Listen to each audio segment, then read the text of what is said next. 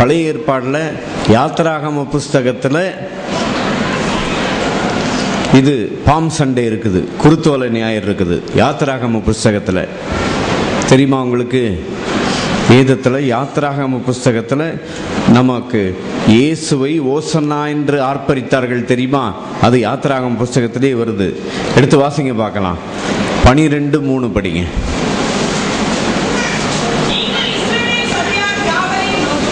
நீங்கள் இஸ்ரேல் சபையார் யாவரையும் நோக்கி இந்த மாதம் 10ஆம் தேதியில் வீட்டு தலைவர்கள் வீட்டுக்கு ஒரு ஆட்டுக்குட்டியாக, சரி கவனிக்கிறீங்களா? இஸ்ரேல் ஜனங்களை எகிப்திலிருந்து கர்த்தர் விடுவித்து கொண்டு வருவதற்காக ஆண்டவர் ஒரு வீட்டுக்கு ஒரு ஆடை தெரிந்து கொள்ள சொல்லி ஆண்டவர் சொன்னார். அது என்னைக்கு தெரிந்து கொள்ளணும்? அந்த வசனத்தில் இன்னும் படிங்க. இந்த மாதம் 10ஆம் தேதியிலே, அந்த மாதத்தில் 10ஆம் தேதி வீட்டுக்கு ஒரு ஆடை தெரிந்து கொள்ளணும். எதுக்காக? எகிப்திலிருந்து விடுதலை கொடுக்கிறதற்காக. ஆனால் வானத்தையும் பூமியும் உண்டாக்கின ஆண்டவர் இந்த உலகமாக எகிப்திலிருந்து விடுதலை கொடுப்பதற்காக ஆண்டவர் இயேசு கிறிஸ்துவை தம்முடைய வீட்டுக்கு வர வச்சார். எந்த வீட்டுக்கு? ஆண்டவருடைய வீடு எது? மத்தேயு சுவிசேஷம் 21 போட்டிருக்குது பாருங்க. ஆண்டவருடைய வீடு எது? மத்தேயு 21:13 போட்டிருக்கு பாருங்க. என்னுடைய வீடு ஜெப வீடு. யாருடைய வீடு? எதை பத்தி ஆண்டவர் சொல்றார்? எருசலேமை பத்தி ஆண்டவர் சொல்றார். விளங்குதா? எப்படி ஒரு வீட்டுக்கு ஒரு ஆடை தெரிந்து கொள்றாங்களோ, எதுக்கு ஆடை தெரிந்து கொள்றாங்க? அந்த ஆடை தெரிந்து கொண்டு அந்த ஆடை அடித்து அதன் இரத்தத்தை வாசல் நிலைக்காலில் பூசினா அன்னைக்கு இரவு எகிப்தில் இருக்கிற எல்லா தலைச்சன்களும் சங்கரிக்கப்படும். அப்பொழுது இஸ்ரவேல் ஜனங்களில் ஒருவருக்கும் ஒரு வீட்டிலும் என்ன கிடையாது? சாவு கிடையாது. எகிப்திலே சாவு இல்லாத வீடே கிடையாது. அப்படி வீட்டுக்கு ஒரு ஆடை 10ஆம் தேதி எடுத்து வச்சு அதை 14ஆம் தேதி என்ன செய்யணும்? அதை அடித்து அதை பஸ்காவாக கொண்டாட வேண்டும். இப்போ இயேசு கிறிஸ்து எங்க வருகிறார்? பரலோக பிதாவினுடைய வீடு எது?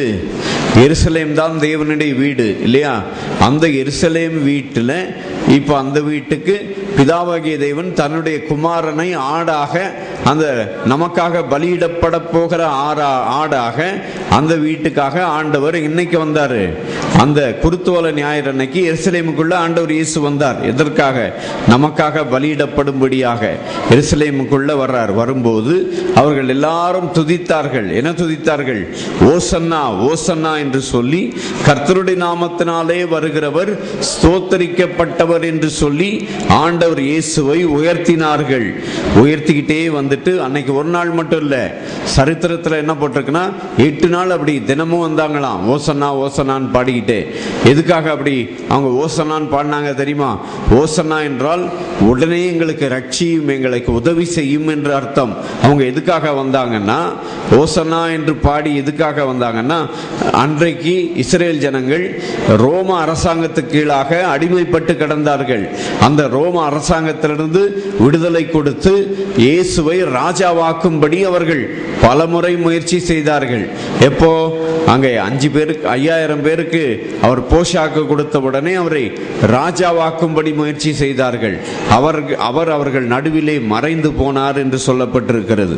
இப்படியாக ஆண்டவர் எருசலேமுக்கு சமீபமாய் சேர்ந்து ஒலிவ மலைக்கு பக்கத்தில் வந்த பொழுது அங்கே ஆண்டவர் சொன்னார், உங்களுக்கு எதிரே இருக்கிற கிராமத்துக்கு போங்கள். போன உடனே அங்கே ஒரு கழுதையும் அதனோடு ஒரு குட்டியையும் கட்டி இருக்க காண்பீர்கள். அவைகளை அவிழ்த்தி என்னிடத்தில் கொண்டு வாருங்கள் என்று ஆண்டவர் இயேசு சொன்னார். இதெல்லாம் எதனால நடந்ததுன்னா, சகரியா 9:9 போட்டிருக்கு பாருங்க.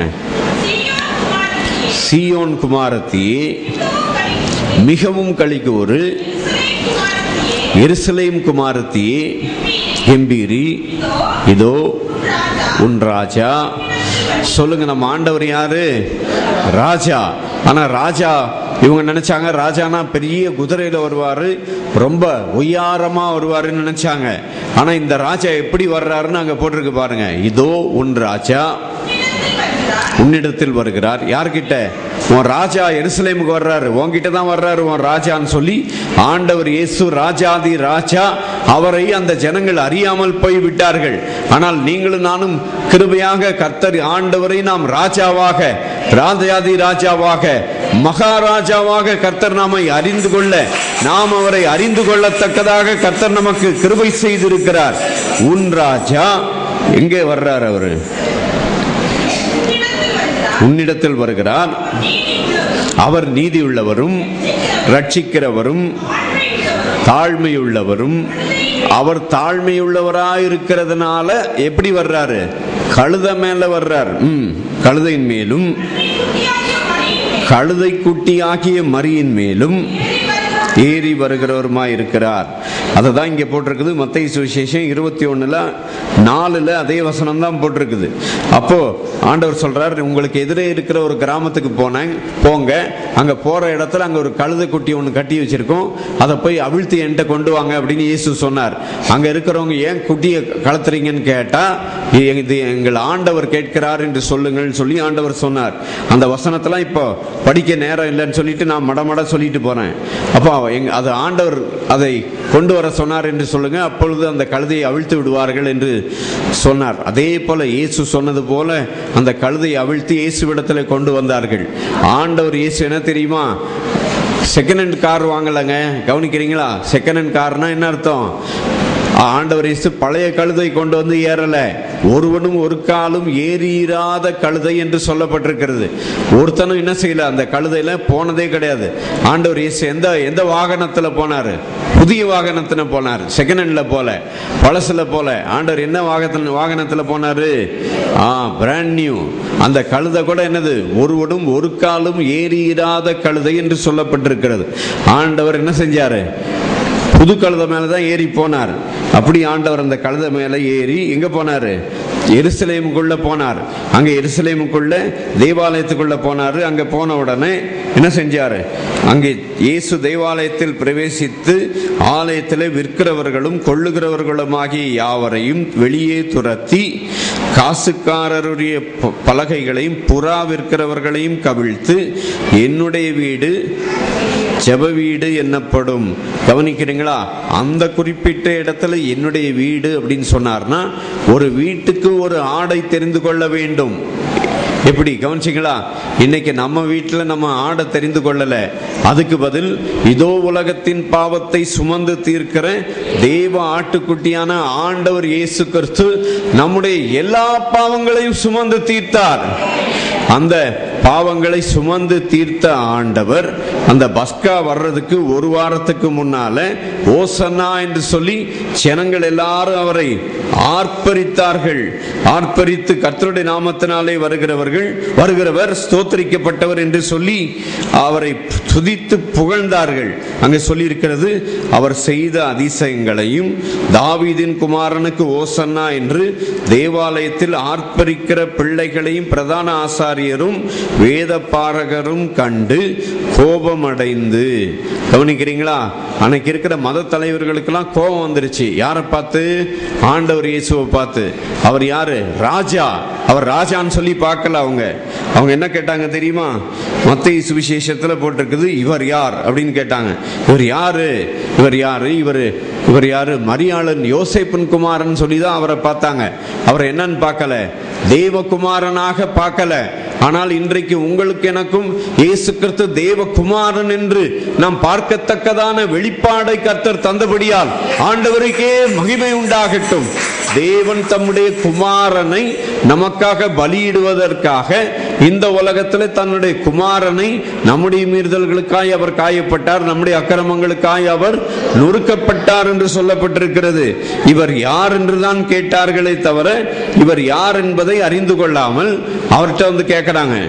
பாரு, சின்ன பிள்ளைங்கள்லாம் வந்து எப்படி புகழ்ந்து உன்னை துதிக்குது பாத்தியா, அந்த பசங்கள்லாம் அமைதியா இருக்க சொல்லுன்னு சொன்னாங்க. ஆனா அவங்களுக்கு இவர் யாருன்னு என்ன செய்யல, தெரியல. இவர் யாருங்க? இந்த ராஜாதி ராஜாவை கொஞ்சம் ஆர்ப்பரிங்க பார்க்கலாம். ஹல்லேலூயா. இவர் யாரு? யாரு இவரு? ராஜாதி ராஜா. ஹல்லேலூயா. அந்த ராஜாதி ராஜாவை தெரியாம அவர்கிட்ட கேட்கிறாங்க, அவரை நோக்கி, இவர்கள் சொல்லுகிறதை கேட்கிறீரோ என்று கேட்டார்கள். அதுக்கு இயேசு என்ன சொன்னார்? ஆம் கேட்கிறேன். என்ன சொன்னார்? குழந்தைகளுடைய வாயினாலும் பாலகருடைய வாயினாலும் துதி உண்டாகும்படி செய்தீர் என்பதை நீங்கள் ஒரு காலம் வாசிக்கவில்லையா அப்படி சொல்லி ஆண்டவர் சொன்னார். ஆண்டவர் தன்னை யாருக்கு, எல்லாருக்கும் ஆண்டவர் தன்னை வெளிப்படுத்தல. யார் அங்க இருக்கிற யாருக்கு தெரியல இந்த ஆண்டவரை பத்தி? ஓசன்னான்னு சொன்ன எல்லாருக்கும் இந்த ஆண்டவர் தெரியுது. ஆனா யாருக்கு தெரியல? பரிசேயர் சதுசேயர் அன்றைக்கு இருந்த மத தலைவர்களுக்கு இவர் ரட்சிக்கிறவர், விடுதலை கொடுக்கிறவர் தெரியல. இன்றைக்கு இருக்கிற மத தலைவர்களுக்கும் தெரியல. இயேசுவின் ரத்தத்தினால சுத்திகரிக்கப்பட்டவங்களுக்கு நித்திய ஜீவன் உண்டுன்னு சொல்லி இன்றைக்கு இருக்கிற மத போதகர்களுக்கும் இன்றைக்கு இருக்கிற ஆசாரியர்களுக்கும் பரிசேயருக்கும் என்ன செய்யல? தெரியல. ஏன்னா அதை பத்தி எங்க போட்டிருக்குது? மத்தேயு சுவிசேஷம் 11:25 போட்டிருக்கு பாருங்க, வாசிங்க பார்க்கலாம். Matthew 11:25. அந்த சமயத்தில் இயேசு சொன்னது, பிதாவே, வானத்துக்கும் பூமிக்கும் ஆண்டவரே, கவனிக்கிறீங்களா? இவைகளை ஞானிகளுக்கும் கல்விமான்களுக்கும் மறைத்து. ஹலோ, நீங்க ரொம்ப புத்திசாலியா ஞானியா? இயேசுவை கண்டுபிடிக்க முடியாது. ஞானிகளுக்கும் கல்விமான்களுக்கும். நிறைய படிச்சிருக்கிறீங்களா? உன் தலையில இயேசு ஏறாது. இயேசு இலவசமா நித்திய ஜீவனை கொடுக்கிறாருன்னா உன் தலையில ஏற மாட்டேன்து. ஏன்னா நீ ரொம்ப ஞானி ஆயிட்ட, ரொம்ப கல்விமான் ஆயிட்ட, அதனாலதான் ஏறல. ஞானிகளுக்கும் கல்விமான்களுக்கும் மறைத்து பாலகராகிய இயேசுவை ஏற்றுக்கொண்டால் நித்திய ஜீவன் உண்டு என்று ஏற்றுக்கொள்கிற எல்லாரையும் பாலகர் என்று ஆண்டவர் சொல்லுகிறார். பாலகருக்கு நீர் உம்மை வெளிப்படுத்தினபடியால் உம்மை ஸ்தோத்தரிக்கிறேன்னு இயேசு பிதாவை துதித்தார். ஆண்டவரே, வானத்துக்கும் பூமிக்கு ஆண்டவரே, ஞானிகளுக்கும் கல்விமான்களுக்கும் உம்மை வெளிப்படுத்தாமல் யாருக்கு ஆண்டவர் தம்மை வெளிப்படுத்தினார்? பாலகருக்கு உம்மை வெளிப்படுத்தினபடியால் உம்மை துதிக்கிறேன் என்று ஆண்டவர் சொன்னார். இப்ப ஆண்டவர் இயேசு தம்மை யாராக வெளிப்படுத்துகிறார்? கவனிச்சிங்களா? அந்த வீட்டுக்கு ஒரு ஆடை தெரிந்து கொள்ள வேண்டும். அந்த வீட்டுக்கு ஒரு ஆடாக எருசலேமின் தேவன் எருசலேமை வீடாக வைத்து அந்த எருசலேமின் அந்த வீட்டில் ஒரு ஆடு வந்துருச்சு. இப்போ எந்த ஆடு? உலகத்தின் பாவத்தையா பாவங்களையா? உலகத்தின் பாவத்தை சுமந்து தீர்க்கிற உலகத்தின் பாவங்களை ஆண்டவர் சுமந்தார் போடல, உலகத்தின் பாவத்தை. அது எந்த ஒரே ஒரு பாவம்? எந்த ஒரு மனுஷனும் இயேசுவை ஏற்றுக்கொள்ளாததுனால தான் நரகம் போறான். கவனிக்கிறீங்களா? எந்த மனுஷனும் விபச்சாரம் செய்யறதுனால, வேசித்தனம் பண்றதுனால, குடிக்கிறதுனால, சிகரெட் பிடிக்கிறதுனால நரகம் போல. வேதம் என்ன சொல்லுது? ஒரு மனுஷன் நரகத்துக்கு போறதுக்கு, நித்திய ஜீவன் கெட்டு போறதுக்கு காரணம் என்ன? நித்திய ஜீவன் ஒரு மனுஷனுக்கு கிடைக்கலன்னா காரணம் என்னங்க? சிகரெட் பிடிக்கிறது, குடிக்கிறது இல்ல. நமக்கு சின்ன வயசுல இருந்து அப்படி சொல்லி கொடுத்துட்டாங்க. அப்படி சொல்லி கொடுத்ததுனால நான் கூட சின்ன வயசுல 15 வயசுல இருந்து 25 வயசு வரைக்கும் என்ன பண்ணேன்? தெரு பிரசங்க போய் நின்று என்ன பிரசங்கம் பண்ண தெரியுமா? நீ குடிச்சினா நரகம் போயிருவே, சிகரெட் பிடிச்சினா நரகம் போயிருவே. அதை தான் போய் சொன்னமே தவிர இயேசுவை ஏற்றுக்கொள்ளலன்னா நீ நரகம் போயிருவேன்னு சொல்லி கொடுக்கல யாரும். ஆனா வேதம் என்ன சொல்லுதுங்க? குமாரனை உடையவன் நித்திய ஜீவனை உடையவன், தேவகுமாரன் இல்லாதவன் ஜீவன் இல்லாதவன், தேவனுடைய கோபம் அவன் மேல் நிலை நிற்கும் என்று யோவான் சுவிசேஷம் 3:36 சொல்லப்பட்டிருக்கிறது. அதனால இந்த ஓசன்னா என்று சொன்னால் ஆண்டவரே ரட்சியும் என்று அர்த்தம். இன்றைக்கு நம்முடைய ஆண்டவர் நம்மை ரட்சித்திருக்கிறார். நம்முடைய ரட்சகர் நமக்காக ஜீவனை தந்து நம்முடைய பாவங்களை நம்மை சுத்திகரித்து என்ன செய்தார்? உலகத்தின் பாவத்தை சுமந்து தீர்க்கிற தேவ ஆட்டுக்குட்டியானவர் நம்ம பிறக்கிறதுக்கு முன்னாலேயே இயேசு 2000 வருஷத்துக்கு முன்னால நம்முடைய பாவத்திற்காக, நாம் பிறந்ததிலிருந்து சாகர வரைக்கும் உள்ள எல்லா பாவத்திற்குரிய தண்டனையை, கடந்த கால, நிகழ்கால, எதிர்கால எல்லா பாவத்திற்குரிய தண்டனையும் இயேசு கிறிஸ்து சிலுவையிலே அனுபவித்து விட்டார். அவர் சிலுவையிலே நம்முடைய பாவங்களை சுமந்து தீர்த்தபடியால் அவர் நமக்கு விடுதலை உண்டாக்கி விட்டார். ஆண்டவர் இயேசுவை ஏற்றுக்கொள்ளுகிறவர்களுக்கு நிச்சயமான நித்திய ஜீவன் நிச்சயமா உண்டு. இயேசுவை ஏற்றுக்கொண்டவர்களுக்கு என்ன உண்டு? தேவன் தம்முடைய ஒரே பேரான குமாரனை விசுவாசிக்கிறவன் எவனோ அவன் என்ன செய்ய மாட்டான்? கெட்டு போக மாட்டான். இயேசுவை ஏற்றுக்கொண்டவங்களுக்கு நித்திய ஜீவன் உண்டு. இயேசு இல்லாதவங்களுக்கு, இயேசுவை தெய்வமாக இல்லாமல் வேறே வேறே விக்கிரகத்தை, இயேசுவை விட்டு விக்கிரகத்துக்கு போனால் ஒழிய உங்க ரட்சிப்பு உங்களுக்கு என்ன செய்யாது, கெட்டு போகாது. நீங்க உங்க ரட்சிப்பை இழக்கணும்னா ஆண்டவர் இயேசுவை விட்டுட்டு மறுபடியும் நீங்க விக்கிரகத்துக்கு போனீங்கன்னா என்ன செஞ்சிடும், உங்க ரட்சிப்பு கெட்டு போயிடும். ஆண்டவர் இயேசுவை மட்டும் வணங்கி அவரை மட்டும் பின்பற்றுகிறவர்களுக்கு என்ன உண்டு, நிச்சயமாக நித்திய ஜீவன் உண்டு. ஏனென்றால் நாம் பிறந்ததிலிருந்து சாகிற வரைக்கும் உள்ள எல்லா செய்த பாவம், செய்து கொண்டிருக்கிற பாவம், செய்ய போகிற பாவம், எல்லா பாவத்தின் தண்டனையும் இயேசு சிலுவையிலே சுமந்து தீர்த்து விட்டார். அவர் சுமந்து தீர்த்து விட்டபடியால் இன்றைக்கு உங்களுக்கு எனக்கும் ஆக்கினை தீர்ப்பும் கிடையாது, அந்த பாவத்திற்குரிய தண்டனை தீர்ப்பும் கிடையாது. ஏன்னா அந்த மத்தேயு 11 25 படிச்சாங்க, இப்போ 27 படிங்க. அதுல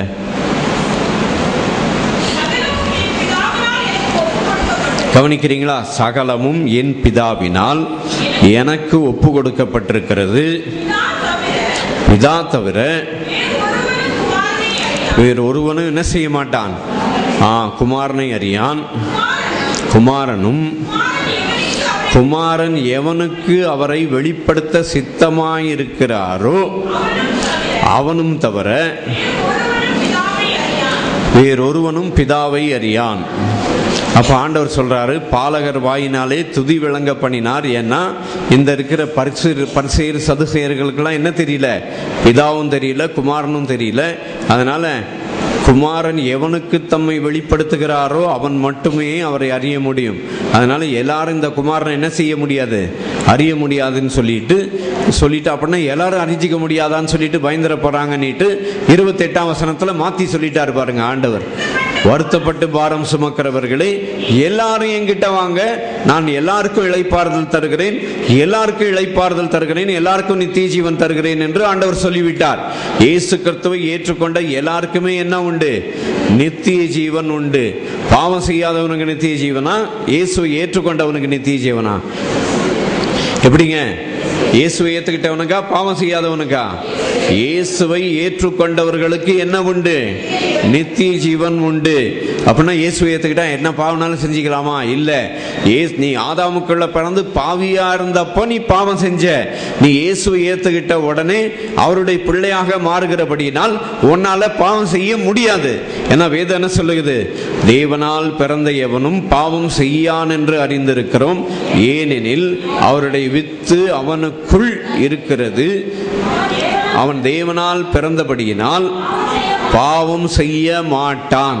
நீங்கள் நான் யாரால பிறந்திருக்கிறோம், தேவனால பிறந்திருக்கிறோம். இப்படிப்பட்ட ஆண்டவர் இயேசு கிறிஸ்து தன்னுடைய வீட்டுக்கு வருகிறார். எங்க? எருசலேமுடைய தேவாலயமாகி அவருடைய வீட்டுக்கு அங்க வந்தார். அங்க வந்து பார்த்தா அந்த அவருடைய வீட்டுல என்ன பண்றாங்க, பலி செலுத்துறதுக்கு ஆடு மாடு புறாவெல்லாம் வித்துக்கிட்டு இருக்கிறாங்க. இயேசு ஏன் பலி செலுத்துறவங்க எல்லாம் துரத்தினாரு? இனி நீங்களும் நானும் எந்த பலியும் செலுத்தவே வேண்டான்னு சொல்லி துரத்திட்டாரு. ஏன்னா அந்த பலியாக போகிற ஆண்டவர் இயேசு அந்த தேவாலயத்துக்கு வந்துட்டாரு. ஏன்னா அதனால இனிமேல் அங்க என்ன தேவையில்லை, ஆடு தேவையில்லை, மாடு தேவையில்லை, புறா என்னது தேவையில்லை. ஏன்னா பலியிடப்பட வேண்டிய மெய்யான ஆடு இயேசு கிறிஸ்து அந்த தன்னுடைய சொந்த வீட்டுக்கு வந்துட்டாரு. அந்த வீட்டுல 12ஆம் முதல் மாதத்துல என்ன செய்யணும், 10ஆம் தேதி வீட்டுக்கு ஒரு ஆடை பிடிச்சு வச்சு அதை என்ன செய்யணும், 14ஆம் தேதி பலி செலுத்தணும். 10ஆம் தேதி இயேசு எருசலேமுக்கு அவர் வீட்டுக்கு வந்துட்டாரு. 14ஆம் தேதி என்ன செஞ்சாங்க, பஸ்கா பலியிடப்பட வேண்டிய இடத்துல ஆண்டவர் இயேசு உங்களுக்காக எனக்காக என்ன செய்யப்பட்டார், பலியிடப்பட்டார்.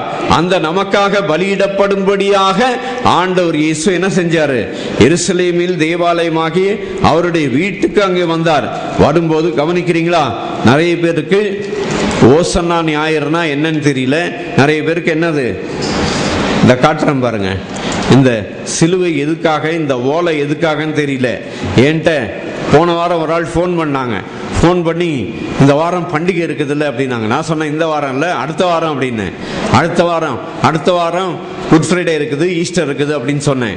அப்போ அந்த ஃபோன் பண்ண அந்த ஆள் என்கிட்ட உடனே கேட்டது அடுத்த வாரம். நான் சொன்னோடனே அவங்களுக்கு எனக்கு தெரியலன்னு நினச்சிக்கிட்டு என்கிட்ட என்ன சொன்னாங்க தெரியுமா, ஓலை பிடிக்கிற பண்டிகை என்னைக்குன்னு கேட்டாங்க. அதுக்கு பேர் என்னவா, ஓலை பிடிக்கிற பண்டிகை. கவனிக்கிறீங்களா, ஓலை பிடிக்கிற பண்டிகை இல்ல. இயேசுவை என்ன சொன்னார்கள், ஓசன்னா, ஆண்டவரே ரட்சியும் ரட்சியும் என்று சொன்னார்கள். ஆண்டவர் ரட்சிப்பதற்காக எங்க வந்தாரு, ராஜா பெரிய குதிரை மேல, பெரிய பெரிய வாகனத்து மேல வராம, ராஜா தாழ்மை உள்ளவராக, சாந்த குணம் உள்ளவராக எங்க கழுதை மேல ஏறி என்ன செஞ்சார்? அங்கே வந்தார். அங்க போட்டிருக்குது, கழுதை குட்டியாகிய மரியின் மேலும் ஏறிக்கொண்டு உன்னிடத்தில் ராஜா வருகிறார் என்று சீயோன் குமாரத்திக்கு சொல்லுங்கள் என்று சொல்லப்பட்ட அந்த வார்த்தையை நிறைவேற்றும்படிக்கு ஆண்டவர் இயேசு வருகிறார். அப்ப என்ன செஞ்சாங்க தெரியுமா? அங்க கழுதையில ஆண்டவர் இயேசு வரும் பொழுது ஜனங்கள் சொன்ன, முன்னடப்பாரும் பின்னடப்பாரும் திரளான ஜனங்கள், தாவீதின் குமாரனுக்கு ஓசன்னா, கர்த்தருடைய நாமத்தினாலே வருகிறவர் ஸ்தோத்தரிக்கப்பட்டவர் என்று சொல்லி அங்க என்ன செஞ்சார்கள்? மரக்கிளைகளையும் வஸ்திரங்களையும் என்ன செய்தார்கள்? அவர் வருகிற வழியிலே அங்க வழியில போட்டார்கள். வழியில நிறைய மரக்கிளைகள்லாம் வெட்டி போட்டு வஸ்திரங்களையும் போட்டார்கள். இயேசு வருகிறார் என்று சொல்லி, ராஜா வருகிறார் ஓசன்னா என்று சொல்லி அவரை ஆர்ப்பரித்தார்கள். ஆனால் ஒரு வாரம் என்ன செஞ்சாங்க? ஒரு ஞாயிற்றுக்கிழமை 10ஆம் தேதி ஆர்ப்பரிச்சாங்க. 14ஆம் தேதி என்ன செஞ்சாங்க?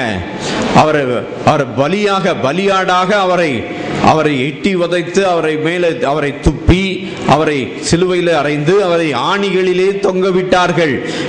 அதனால என்னைக்கு உங்களை ரொம்ப புகழ்ந்து பேசுறாங்களோ உடனே ரொம்ப மேல டமார்னு போயிடாதீங்க. அதனால ஆண்டவர் இயேசு தாம் ஏற்கனவே எழுதியிருக்கிறபடி வேத வசனத்தை நிறைவேற்றும்படிக்கு அவர் என்ன செய்தார்? அவர் அங்கே நிறைவேறும்படிக்கு வந்தார். அவரை ஆர்ப்பரித்தார்கள், அவரை உயர்த்தினார்கள், ஓசன்னா என்று சொன்னார்கள். ஆனா ஆண்டவர் இயேசுவுக்கு தெரியும் அவர் என்னைக்கு வருகிறார்? 10ஆம் நாளிலே அங்க வருகிறார். 14ஆம் நாள்ல என்ன செய்வாங்க? அவரை பிடிச்சி சிலுவையில் என்ன செய்ய போறாங்க? அறைய போறாங்கன்னு அவருக்கு தெரியும்.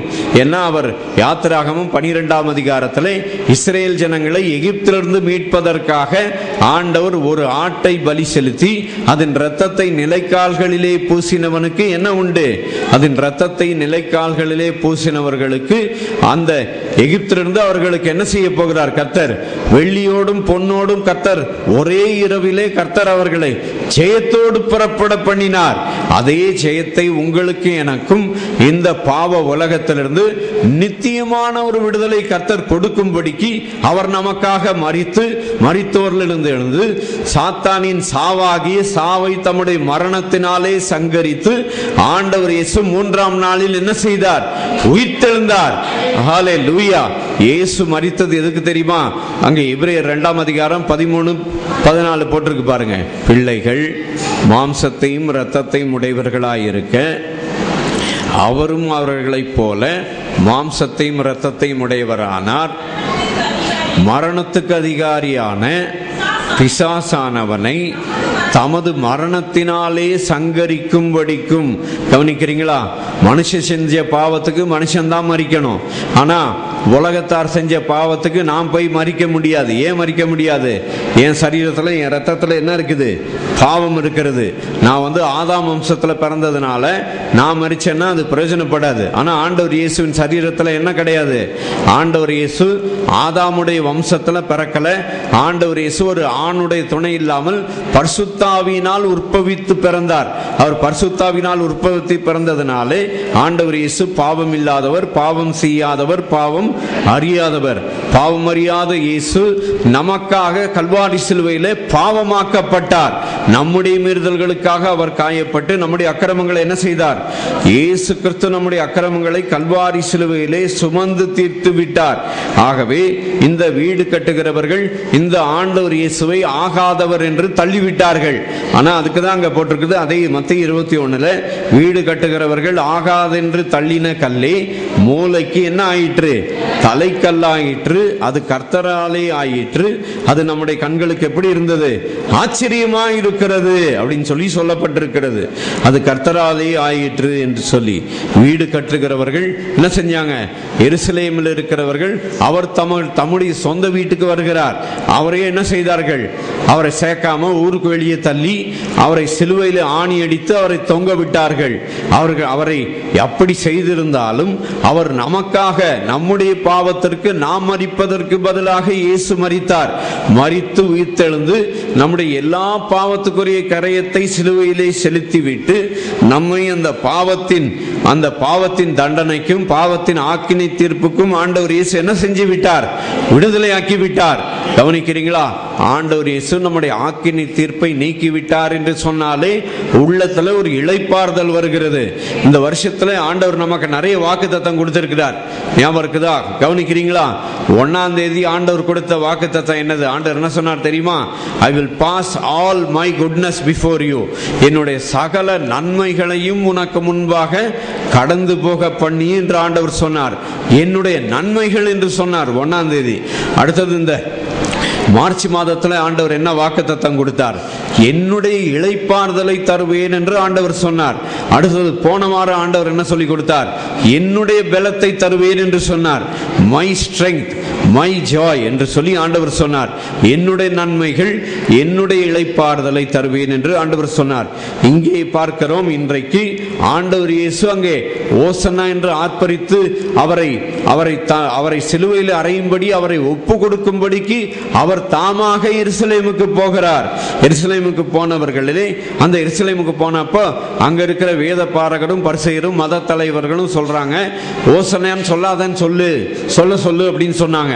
ஆனா இவர் தான் யாரு? ரட்சகர். இவரே ரட்சகர், நம்முடைய பாவத்திலிருந்து விடுதலை கொடுக்கிற ஆண்டவர் இயேசு கிறிஸ்து. அந்த ஆண்டவர் நமக்கு விடுதலை கொடுக்கிறவராய் வந்தார். ஒருவேளை இன்னைக்கு யாராகிலும் இன்னும் குற்ற உணர்வோடு பாவ உணர்வோடு கூட இந்த இடத்துல இருந்தீங்கன்னா உங்களுக்கு ஒரு நல்ல செய்தி. நம்முடைய எல்லா பாவத்தையும் இயேசு கிறிஸ்து 2000 வருஷத்துக்கு முன்பதாக நாம் பிறந்ததிலிருந்து சாகர வரைக்குள்ள எல்லா பாவத்திற்குரிய கரையத்தை ஆண்டவர் இயேசு என்ன செஞ்சிட்டாரு? சிலுவையிலே சுமந்து தீர்த்து விட்டார். ஆகவே அவர் சுமந்து தீர்த்தபடியினால் நீங்கள் உங்கள் பாவத்திற்குரிய எந்த ஆக்கினை தீர்ப்பையும் குற்ற உணர்வோடு கூட நீங்கள் வாழ வேண்டிய அவசியமே இல்லை. ஆண்டவர் இயேசு நம்முடைய எல்லா ஆக்கினை தீர்ப்பையும் நம்மிலிருந்து கர்த்தர் என்ன செய்து விட்டார்? நீக்கி விட்டார். என்ன வேதம் என்ன சொல்லுது? யோவான் 3:17 உலகத்தை ஆக்கினைக்குள்ளாக தீர்க்கும்படிக்கு தேவன் தம்முடைய குமாரனை அனுப்பாமல் அவராலே உலகம் ரட்சிக்கப்படும்படிக்கு தேவன் தம்முடைய குமாரனை என்ன செய்தார்? அனுப்பினார். அதனாலதான் என்ன செஞ்சாரு? கல்விமான்களுக்கும் ஞானிகளுக்கும் ஆண்டவர் இதை என்ன செய்யல? வெளிப்படுத்தல. அவர் சிறியவர்களாகிய நமக்கு கர்த்தர் இதை வெளிப்படுத்தி இருக்கிறார். அதை பத்தி 1 கொரிந்தியர் 1:27 போட்டிருக்கு பாருங்க, படிக்கிறீங்களா? ஞானிகளை வெட்கப்படுத்தும்படிக்கு தேவன் உலகத்தில் பைத்தியமானவைகளை தெரிந்து கொண்டார். பலமுள்ளவைகளை வெட்கப்படுத்தும்படிக்கு தேவன் உலகத்தில் பலவீனமானவைகளை தெரிந்து கொண்டார். உள்ளவைகளை அவமாக்கும்படிக்கு உலகத்தில் இழிவானவைகளை. நீங்க ஒருவேளை எனக்கு படிப்பே இல்லை, நான் இழிவான மாதிரி இருக்கிறேன் அப்படின்னு நினைக்கிறீங்களா? உங்களை தான் ஆண்டவர் பயன்படுத்த போகிறார். அதுதான் போன வாரமும் பார்த்தோம். எங்க பலவீனம் இருக்கிறதோ அந்த இடத்துல அவருடைய பலன் என்ன செய்யும்? பரிபூர்ணமாய் விளங்கும். உள்ளவைகளை அவமாக்கும்படிக்கு உலகத்தில் இழிவானவைகளை, அற்பமாய் எண்ணப்பட்டவைகளையும் இல்லாதவைகளையும் தேவன் என்ன செய்தார்? தெரிந்து கொண்டார். ஹலோ, தெரிந்து கொள்ளப்பட்டவங்களே, எத்தனை பேருக்கு சந்தோஷம்? நீங்க ஆண்டவர் தெரிந்து கொண்டீங்களா? இல்ல ஆண்டவர் உங்களை தெரிந்து கொண்டாரா? எப்படிங்க, நீங்க ரொம்ப அழகா இருக்கிறீங்கன்னு ஆண்டவர் தெரிந்து கொண்டாரா? இல்ல நீங்க பாவமே செய்யல, ரொம்ப தூய்மையா இருக்கிறீங்கன்னு ஆண்டவர் உங்களை தெரிந்து கொண்டாரா? ஆண்டவர் எதுக்காகங்க உங்களை தெரிந்து கொண்டாரு? அவர் நம்மேலே கிருபையும் இரக்கமும் தயவும் வைத்தபடியினால். ஆண்டவர் யோவான் 15ஆம் அதிகாரத்தில் சொல்றார். யோவான் 15ஆம் அதிகாரம் 16ஆம் வசனத்தில், நீங்கள் என்னை தெரிந்து கொள்ளவில்லை, நான் உங்களை என்ன செய்தேன்? தெரிந்து கொண்டேன். எதற்காக தெரிந்து கொண்டார் சொல்லி அதே யோவான் புத்தகம் 15ஆம் அதிகாரத்தில் 3ஆம் வசனத்தில் இருக்கு பாருங்க. நானே மெய்யான திராட்சை செடி, நீங்கள் யாரு? கொடிகள். ஆண்டவர் இயேசு யாரு? திராட்சை செடி. நீங்களும் நானும் யாரு? கொடிகள். இப்போ கொடி தனியா இருக்கும், செடி தனியா இருக்குமா? ஹலோ, இங்கதான் இருக்கிறீங்களா? கவனிக்கிறீங்களா? கொடி எங்கேயோ ஒரு இடத்துல, செடி எங்கேயோ ஒரு இடத்துல இருக்குமா? எப்படிங்க? செடி எங்க இருக்குதோ அங்கதான் என்ன செய்யும்? கொடி இருக்கும். அப்ப இப்ப செடியாகி இயேசு எங்க இருக்கிறாரோ அவரோடு கூட இணைக்கப்பட்டவர்களாக கர்த்தர் உங்களை என்னையும் வைத்திருக்கிறார். இந்த கொடியாய் இருக்கிற உங்களை இந்த ஆண்டவர் இயேசுவை விட்டு உங்களையும் ஆண்டவர் இயேசுவும் பிரிக்கவே முடியாது. ஹலோ, உங்களையும் ஆண்டவர் பிரிக்கவே முடியாதுங்க. இந்த ஆண்டவர் சமூகத்துக்கு போகணும்னுட்டு இன்னும் எத்தனை பேர் கையை காலை உடைச்சிக்கிட்டு இருக்கிறீங்க? இந்த ஆண்டவர் சமூகத்துக்கு போறதுக்கு நீ உபவாசம் போட்டாதான் ஆண்டவர் சமூகத்துக்கு போவேன், அப்பதான் ஆண்டவர் உன்னை ஏத்துக்குவாரு. இதெல்லாம் பொய், இதெல்லாம் சத்தியம் கிடையாது. ஆனா ஆண்டவர் இயேசு என்ன சொன்னாரு? நானே மெய்யான திராட்சை செடி, நீங்கள் கொடிகள். அப்ப திராட்சை செடியோடு நீங்கள் நானும் என்ன செய்யப்பட்டிருக்கிறோம்? இணைக்கப்பட்டிருக்கிறோம். அதை பத்தி 1 கொரிந்தியர் 6ஆம் அதிகாரத்தில் சொல்லி இருக்குது. கர்த்தரோடு இசைந்திருக்கிறவன் அவருடனே ஒரே ஆவியாயிருக்கிறான். நீங்களும் கர்த்தரும் எப்படி இருக்கிறீங்க? இணைக்கப்பட்டு ஒரே ஆவியா இருக்கிறீங்க. உங்களையும் கர்த்தரை என்ன செய்ய முடியாது? பிரிக்க முடியாது. உங்களையும் கர்த்தரை பிரிக்க முடியுமா? பிரிக்கவே முடியாது. நீங்களும் ஆண்டவரும் எப்படி இருக்கிறீங்க? இணைக்கப்பட்டிருக்கிறீங்க. நித்தியமாக இணைக்கப்பட்டிருக்கிறீங்க. ஒரு நாள் என்னைக்கு நீங்க உங்களுக்கு நல்ல மூடு இருக்குதோ அன்னைக்கு உங்க ஆண்டவரோட இணைக்கப்பட்டிருக்கிறீங்க. என்னைக்கு உங்க மூடு ஒரு மாதிரி கசப்பா இருக்குதோ அன்னைக்கு ஆண்டவர் விட்டு கட் ஆஃப் ஆயிருவீங்க. அப்படி கிடையாது. செடியோடு நீங்க என்ன செய்யப்பட்டிருக்கிறீங்க? இணைக்கப்பட்டிருக்கிறீங்க. இணைக்கப்பட்டிருக்கிற உங்களை எந்த சக்தியாலும் என்ன செய்ய முடியாது? பிரிக்கவே முடியாது. ஆண்டவர் இன்றைக்கு ஓசனா என்று ஆர்ப்பரித்து பாடிக்கொண்டு போனார்கள். அந்த வாரத்துல தான் என்ன செஞ்சாரு? அந்த வாரத்துல தான் யோவான் 13ஆம் அதிகாரத்துக்கு வாங்க, அதுல ஒரு சில காரியங்களை பார்த்துருவோம். அந்த ஓசனா என்று பாடிக்கொண்டு போன பொழுது அந்த வாரத்துல யோவான் 13:1 படிங்க. பஸ்கா பண்டிகைக்கு முன்னால இது நடக்குது. பஸ்காவுக்கு ஒரு வாரத்துக்கு முன்னாலதான் இயேசு ஓசனான்னு சொல்லிட்டு போனாரு. அந்த பஸ்கா பண்டிகைக்கு முன்னே இயேசு இவ்வுலகத்தை விட்டு பிதாவினிடத்திற்கு போகும்படியான வேளை, தம்முடைய வேளை வந்ததென்று அறிந்து தாம் இவ்வுலகத்தில் இருக்கிற தம்முடையவர்களிடத்தில் அன்பு வைத்தபடியே முடிவு பரியந்தமும் அவர்களிடத்தில் என்ன செய்தார்? அன்பு வைத்தார். கவனிக்கிறீங்களா? இயேசுவை ஓசனான்னு ஆர்ப்பரிச்சிட்டு போனாங்க. அப்போ சீஷர்கள்லாம் கூட சேர்ந்து சத்தம் போட்டு போனாங்க. ஆனா அந்த கூட போனதுல யாரும் உண்டு? அவரை ஏமாத்து 30 வெள்ளி காசுக்கு ஏமாத்தினா பாருங்க, அந்த யூதாஸ்காரியத்தும் அந்த கூட்டத்தில் உண்டு. அந்த முடிவு பரியந்தமும் தன்னை காண்பித்து கொடுத்த அந்த யூதாஸ்காரியத்தை கூட அந்த யோவான் 13ஆம் அதிகாரத்தில் ஆண்டவர் என்ன செஞ்சார்? யோவான் 13ஆம் அதிகாரத்தில் அவர் என்ன செய்தார் தெரியுமா? போஜனத்தை விட்டு எழுந்து வஸ்திரங்களை கலத்தி வைத்து ஒரு சீலையை எடுத்து அறையிலே கட்டி கொண்டு பின்பு பாத்திரத்தில் தண்ணீர் எடுத்து சீஷருடைய கால்களை கழுவவும் தாம் கட்டி கொண்டிருந்த சீலையினால் துடைக்கவும் தொடங்கினார். ஹலோ, கவனிக்கிறீங்களா? வானத்தையும் பூமியும் உண்டாக்கின ஆண்டவர் என்ன செய்கிறார்? சீஷர்களுடைய கால்களை என்ன செய்ய ஆரம்பித்தார்? கழுவ ஆரம்பித்தார். கழுவிட்டு காலை என்ன செஞ்சாரு? துடைக்க ஆரம்பிச்சாரு. அப்படி ஒவ்வொருத்தர் காலா கழுவுனப்போ யூதாஸ்காரியத்து காலையும் ஆண்டவர் கழுவுனாரு.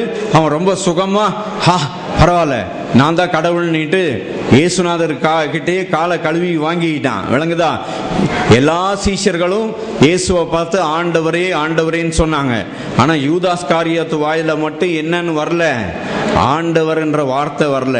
கடைசி நேரத்துல கூட என்னது? ரபி நானோ அப்படின்னா. ஆனா அந்த ரபின்னு சொன்ன அந்த யூதாஸ்காரியத்தை காலையும் கழுவினாரு. கழுவிட்டு இப்போ முக்கியமான ஒரு கருத்து சொல்ல போறேன். அதுக்காக தான் சொன்னேன். இப்போ கவனிங்க என்னன்னுட்டு. யூதாஸ்காரியத்து காலையும் கழுவிட்டு அடுத்தது பேதுரு கிட்ட வந்தார் ஆண்டவர். பேதுரு உடனே என்ன சொன்னான் சொல்லுங்க பார்க்கலாம்.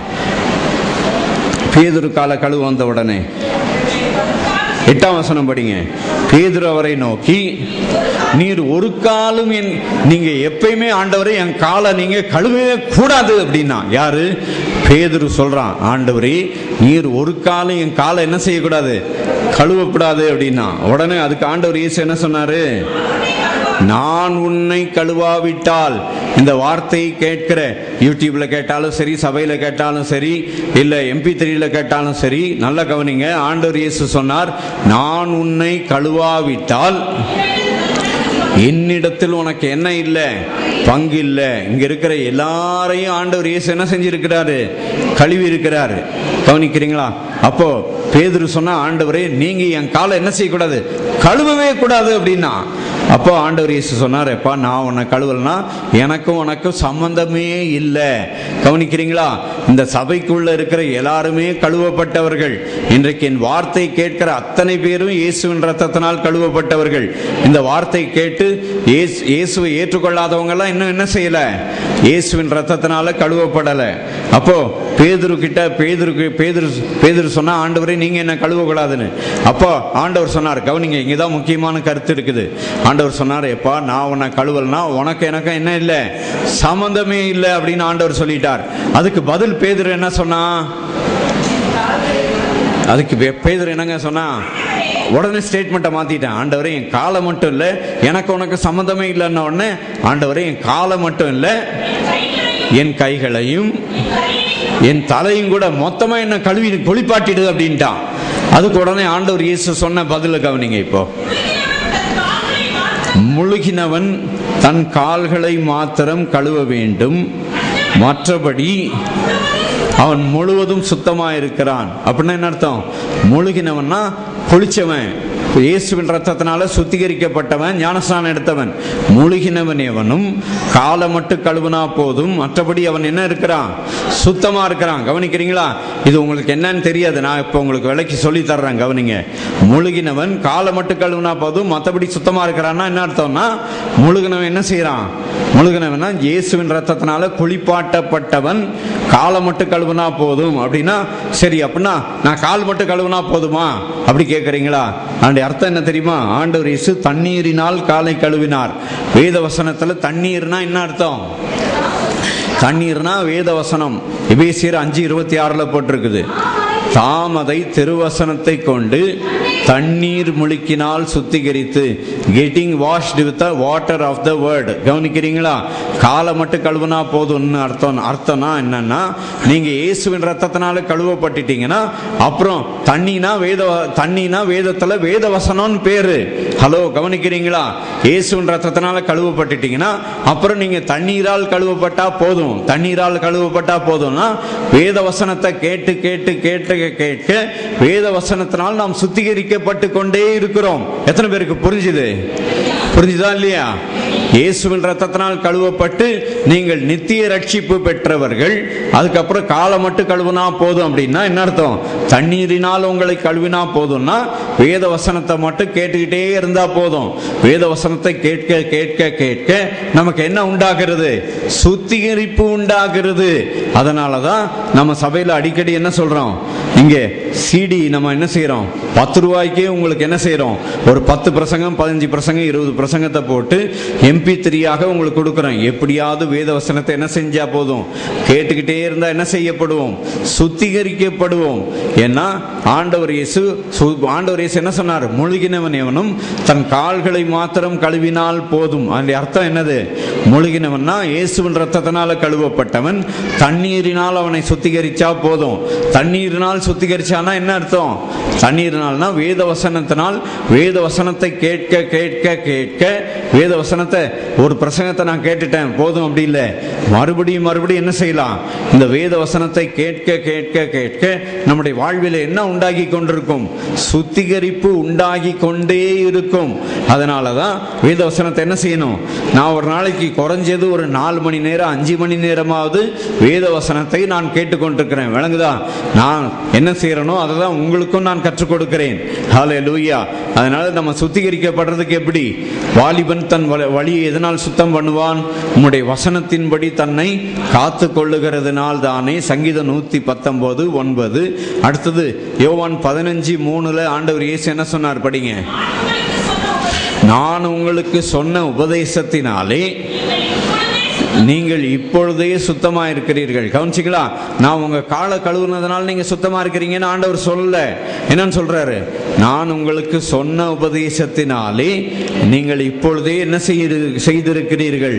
சுத்தமா இருக்கிறீர்கள். எத்தனை பேர் சுத்தமாக்கப்பட்டவர்கள்? ஹலோ, சுத்தமாக்கப்பட்டவர்களே. ஞானஸ்நானம் எடுத்த எல்லாரும் சுத்தமாக்கப்பட்டவர்கள். கவனிக்கிறீங்களா? இன்னும் ஆண்டவர் இயேசுவை ஏற்றுக்கொண்டு இன்னும் ஞானஸ்நானம் எடுக்காம இருந்தீங்கன்னா இந்த குட் ஃப்ரைடே அன்னைக்கு மதியம் உங்களுக்கு ஞானஸ்நானம் கொடுப்போம். ஞானஸ்நானம் எடுக்காதவங்களை என்னைக்கு எடுத்துருங்க. அடுத்த கிறிஸ்துமஸ்க்கு, இன்னும் அதுக்கு அடுத்த கிறிஸ்துமஸ்க்குன்னுட்டு அதுக்குள்ள கிளவி ஆயிர போறீங்க. என்ன செஞ்சிருங்க, வாலிப பிராயத்திலே என்ன செய்யுங்க, உங்க சிருஷ்டிகரை நினைத்து சீக்கிரமாக என்ன செய்யுங்க, இந்த வாரத்தில் என்ன செஞ்சிருங்க, குட் ஃப்ரைடே அன்னைக்கு மதியமே என்ன செஞ்சிருங்க, வந்து ஞான ஸ்நானம் பெற்றுக்கொள்ளுங்கள். நான் பாவ சீற்றினிலே வாழ்ந்தே நான் சாபத்திலே மாண்டேன். நான் பாவ சீற்றினிலே, இதுல இருக்கு எடுங்க, நான் சாபத்திலே மாண்டேன். என்னிலடங்கா பாவங்கள் போக்கி ஈசனை மீட்டாரே. என்னிலடங்கா பாவங்கள் போக்கி ஈசனை மீட்டாரே. இந்நாவிலே புது பாட்டுகள் என்றென்றும் கவி தங்கிடும். இந்நாவிலே புது பாட்டுகள் என்றென்றும் கவி தங்கிடும். சந்தோஷம் மறுபிறப்பீந்து மனையிருள் நீக்கினார்.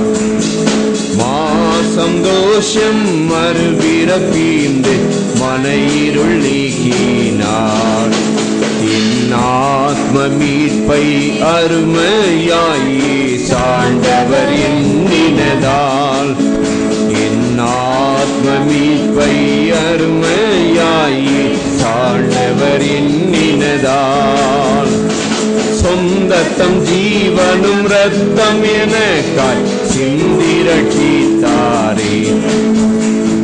சொந்தத்தம் ஜீவனும் ரத்தம் எனக்காய் சிந்தி ரட்சித்தாரே. என்னாவிலே புது பாட்டுகள் என்றென்றும் கவி தங்கிடும். என்னாவிலே புது பாட்டுகள் என்றென்றும் கவி தங்கிடும். சந்தோஷம் மறுபிறப்பீந்து மனையிருள் நீக்கினார். சந்தோஷம் மறுபிறப்பீந்து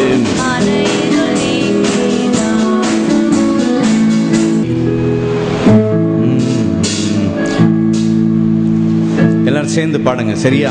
கொல்கதா மீட்டினிலே கோடுரப்பாவி எந்தனுக்காய். கொல்கதா மீட்டினிலே கோடுரப்பாவி எந்தனுக்காய். குற்றமில்லா தேவகுமாரன் குருதி வடிந்து தொங்கினார். குற்றமில்லா தேவகுமாரன் குருதி வடிந்து தொங்கினார். பாவ சாபங்கள் சுமந்தாரே, பாவியை மீட்க பாடுபட்டார். பாவ சாபங்கள் சுமந்தாரே, பாவியை மீட்க பாடுபட்டார். பாவமில்லாத தேவகுமாரன் பாதகன் எனக்காய் தொங்கினார். பாவமில்லாத தேவகுமாரன் பாதகன் எனக்காய் தொங்கினார். கொல்கதா மீட்டினிலே கோடுரப்பாவி எந்தனுக்காய். கொல்கதா மீட்டினிலே கோடுரப்பாவி எந்தனுக்காய். குற்றமில்லாத தேவகுமாரன் குருதி வடிந்து தொங்கினார். குற்றமில்லாத தேவகுமாரன் குருதி வடிந்து தொங்கினார்.